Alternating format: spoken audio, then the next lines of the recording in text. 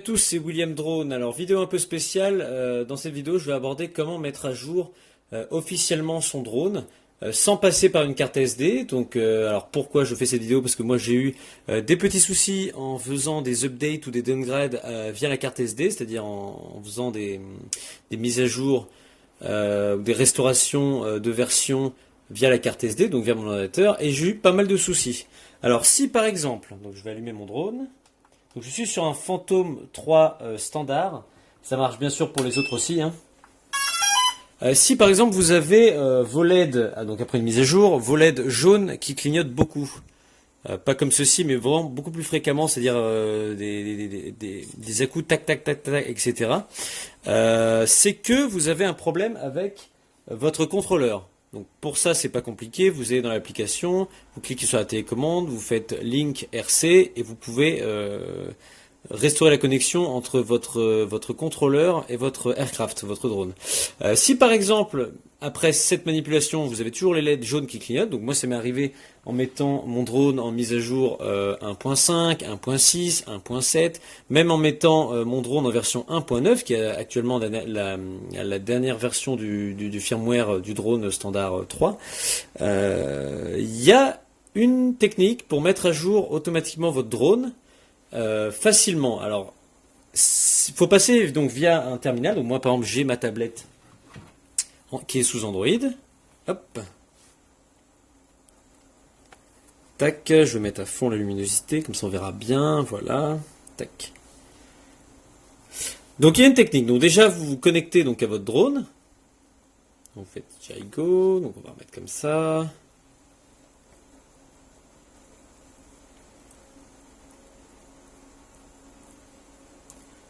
Donc là, je ne suis pas connecté sur le drone, je suis connecté sur ma Livebox.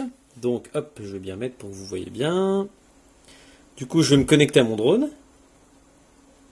Wi-Fi, fantôme, se connecter.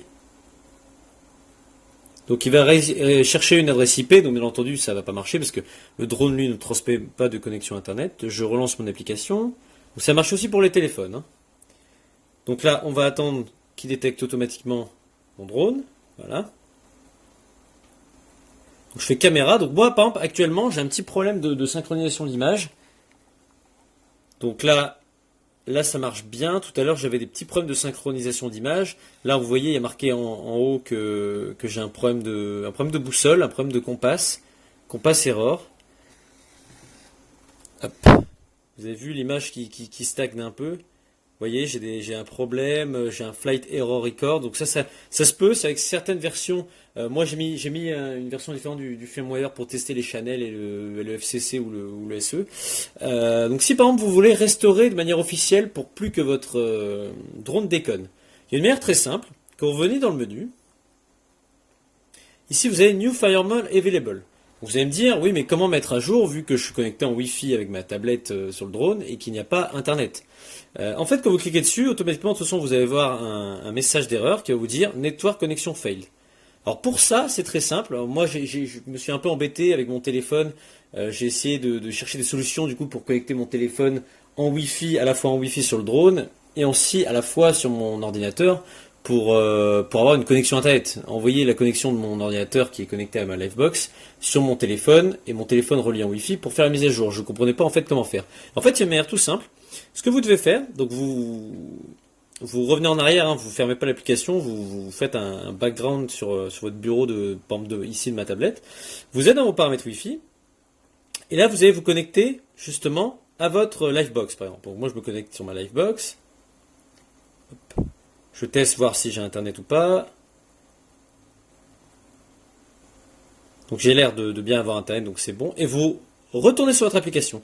Donc là, il vous dit que c'est pas possible de faire la mise à jour parce que vous n'avez pas la connexion. Maintenant que vous êtes connecté, automatiquement, vous avez vu en bas de la tablette, il est en train de me télécharger les mises à jour pour mon P3 standard. En fait, une fois que vous êtes connecté en Wi-Fi sur votre drone, il va détecter que vous utilisez ce drone-là. Et si vous switchez en fait tout simplement de connexion, et bah lui il va être intelligent, il va savoir que c'est bien ce drone-ci, du coup il va télécharger.